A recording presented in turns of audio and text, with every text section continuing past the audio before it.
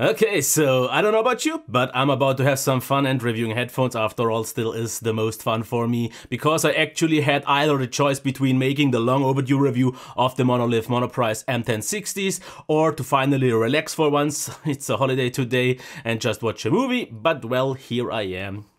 I guess we all know what's gonna happen, which is most probably a rambling actually, because I have these for about 4 months already, and I just didn't properly get the time that I wanted to spend for them to review them, because I had so many other headphones to review and I wanted to try the modding a little bit and such. But now I don't think anything that could change will change my mind, which is that I'm gonna stick with these, but also these. But that's a weird thing, because yeah, we have to get into that.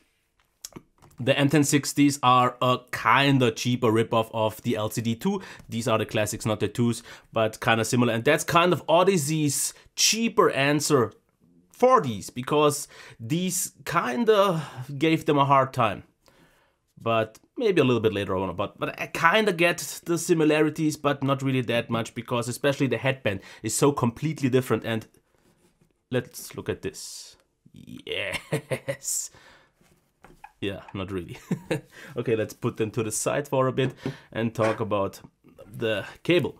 Cable is about 2 meters long, comes with a 1/4 inch, comes with a 90-degree angled connector, and this is revision 2, since this is coming with the 8-inch connectors.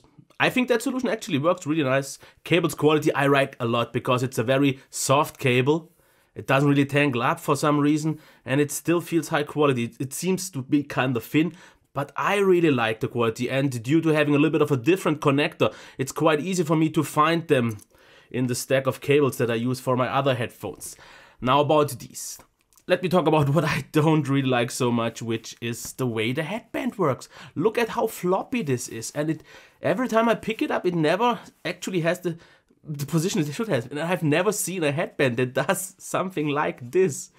This actually would maybe be kind of cool, but no, not really. So let's try to untangle them for once. But you can definitely see rotatable cups in pretty much every direction, and everything feels so weird, especially since I don't get why this has to be so wide and weird, since the headband has this shape. Couldn't they have done something similar to this, which would have been way, way better? But I guess at the end it works. The odd thing though is I don't have a big head, and I usually have my headphones on the headband side quite small, and yet I'm at almost the last angle, so the biggest kind of setting, which is a little bit weird. I could go for one smaller, but that's the one I stick with. That's weird. Other than that, build quality is definitely, I think, better than it was on revision 1, because I don't have any sharp edges here. Everything feels okay.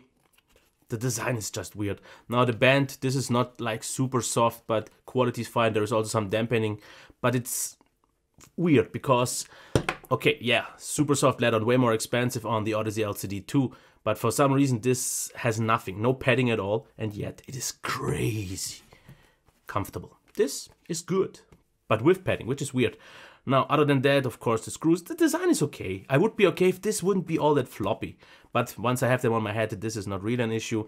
Now, you can already see that I've kind of modded them a little bit, but I didn't really spend too much time. I tried them without foam. Did not like it at all. Something was just off. Everything felt like kind of muted, dull. I don't get why. Everyone says that kind of helps them, improves them. I did not. Then I saw the paper towel mods, which is what I used, because I have just one layer of, I think it's 3 layered for paper towel there. For right now, that's the only mod that I actually did besides no foam, and for me this works better. I'm not quite sure if I will try maybe different kind of layers in or put them something else, but for right now it gets the job done. Otherwise, I have to say the wood was supposed to chip, but on revision 2 they fixed it. And in case you're thinking, why does this stand off here? Why is there a gap? That's just because I actually lost 2 screws. They kind of got lost in my shaggy floor carpet, and there is no chance for me to ever find them, so I'll gonna have to replace 2, and the other 2s I haven't screwed in just because I was still trying to mod them.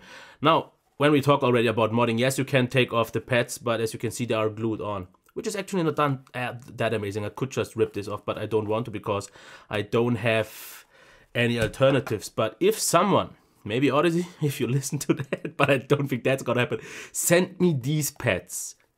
Nothing else. These pads, these are the best pads that I've ever used.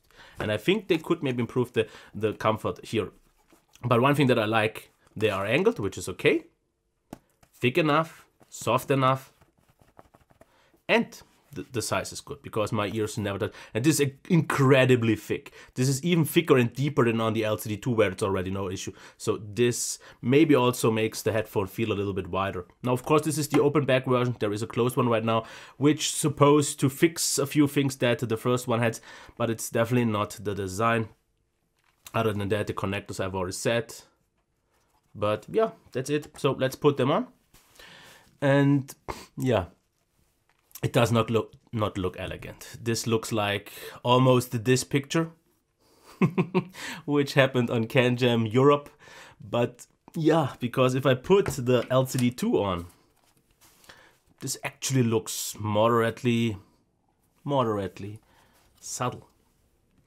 But of course, the price difference is there. And I have to say, I actually, in my comparison between 6 other higher end headphones, still prefer them over something like the Sennheiser series, because the pads are soft, you have enough space, there is no real pressure on it, and it is comfortable. You just have to get used to the fact that it looks a little bit weird and it's a very loose floppy system. So I can't do the same that I can do with the LCD2C, because with those I can actually lean back and they won't fall off my ear. But once I do this, if I lean back in my chair, definitely will fall off eventually. But the comfort, just the comfort, is absolutely nice. Nowhere near the LCD2C. There are like, for example, if this is bad, if this is like, I don't know what bad, then, and there is no end, then these are really good. And then the others are, the LCD2C are somewhere there, because, but of course, you can't really compare that. But I have to say, I like the comfort. I would have just wished for this not to be that floppy, so I can kinda, that it makes maybe them feel a little bit more premium. But for the price, I cannot really complain. Now about the isolation, not really. Open back, even though there is a pattern, it allows to get through the sound. Leakage is there, obviously, with all the open ones for sure. So nothing to here. Amp pairing, I have to say, is absolutely nice, because these don't need a super powerful amp. I can drive them with, actually, I should be able to drive them with something like what I have here right now for a review. Actually, I can show you this. I have both the iFi, no? Okay, the iFi Nano, IDSD, and then LE. The LE has noticeably less power, but even that, I think, was able to drive them. Actually didn't really spend too much time with them. The Black Label, for sure. For example, my Cambridge Audio DAC Magic Plus, no problems, but it's not the most powerful one, and my stomach is actually roaring. But with the Audio God NFB 1128, oh yes. But I have to say, what these don't need is a super detailed or very specific amp, because already on the on the DAC Magic or on the MP3 player that I have, or the Nanos, it sounds to give out all the possible sound already. You can get something better with a high end, but it does not feel like you would need it. For example, on the LCD2C, without the Audio God, I thought like sound was just not quite as clear, not quite as open, not just quite as bright, because it's already a darker headphone. But this one sounds with everything already good, because I would say the initial Soundstage is already kinda quite bright, on the brighter side. But in terms of warm or cold, I would say these are very neutral, because if at all, I would call them warm, because they're definitely not cold at all. But I would actually call them very, very neutral, which is something that I personally like a lot. And the bass is not really pronounced much more than standard, than flat, but it is a little bit, because it feels a little bit more pumpier, more punchier, especially in the slightly not quite as deep bass. So maybe not quite mid bass, but a little bit kind of there, which the LCD2C are a little bit more subtle in that respect. So this maybe is better for something if you want something more punchy, like hip hop and dubstep and such. There, this one performs a little bit more engaging. It's a little bit more into your face, but not much more. It's still a very nice subtle bass, and it extends quite well. Not quite as much as the LCD2C, nowhere near the E4C Flow, but it does a really good job. I really like what the bass is doing, because I just like planar magnetic bass. It has this fast response, it's detailed, it's clear, It doesn't feel clogged up at all, and it's very nice and neutral done. So bass, top. Mids, they are forward, especially with this mod, which is a pretty cheap mod. Actually, the vocals get even more so in the foreground, which they already are a little bit more than the LCD2C. They're actually significantly more, I would say. But I like that a lot, and that's why I like this particular mod even more so. For example, when I tried it without the foam, I felt things sounded a little bit more lifeless. So I definitely prefer that. But even just stock, of course, if you, for example, change the pads and do some phaser mods or whatever, I don't know, there are so many crazy mods out there, and I didn't really get into those because I just didn't have the time. I would say even out of the box it sounds nice. Okay, I have to mention the 5K ringing, but not the one in my head. And that's maybe the reason why I don't mind it at all. Because for 25 years I have tinnitus, or tinnitus, it's in English. Yeah, at exactly which frequency? 5K and 3.5K.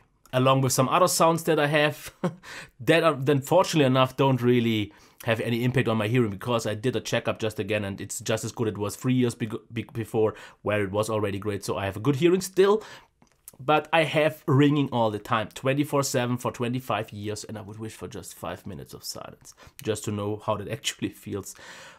But maybe that's why the 5K ringing doesn't bother me. I hear it and it's actually not that, but with this mod I noticed that highs get a little bit more sharp, a little bit more piercing. Without it, it was actually nicer, but I am okay with the little more piercing highs, at least with this mod, that I prefer over stock, even though not too much, because I like it already out of the box, because the 5K ring is not an issue for me. But what I like is that the overall sound signature is quite bright and the highs go very high up top. I know for a few people it's too much, and I know that from other reviews in terms of headphones that I like, because I like it with a lot of highs, quite heavy highs. So I'm okay with a little bit sharpness, if it just makes it feel a little bit more open and airy, which is an advantage that they have over the LCD2C.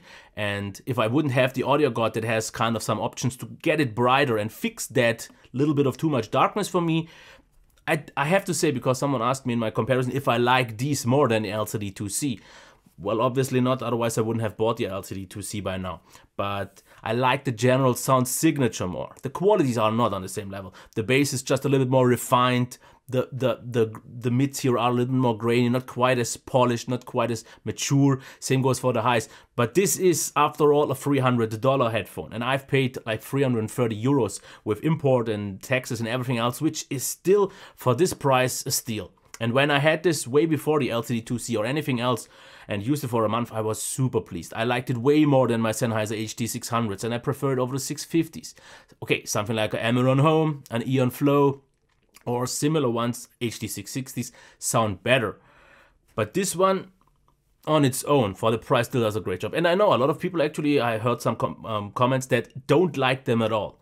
I kind of get these people. That's especially for people who want a very high quality, clear, let's say, clean sound without any issues, because this headphone had issues. That's why it's being modded so much. People have an issue with the 5K ringing. People have a little bit of an issue with some kind of graininess, the sharp highs and so on, and they try to fix that.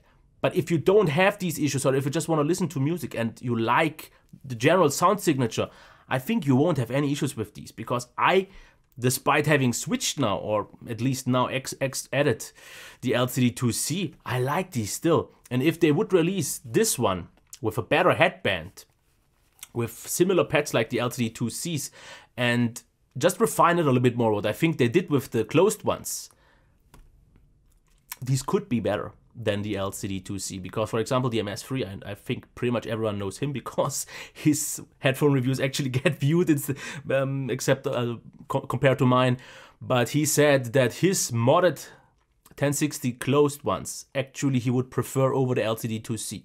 Now, the main reason why I would never do that is this floppiness. Because for me, comfort is crazy important.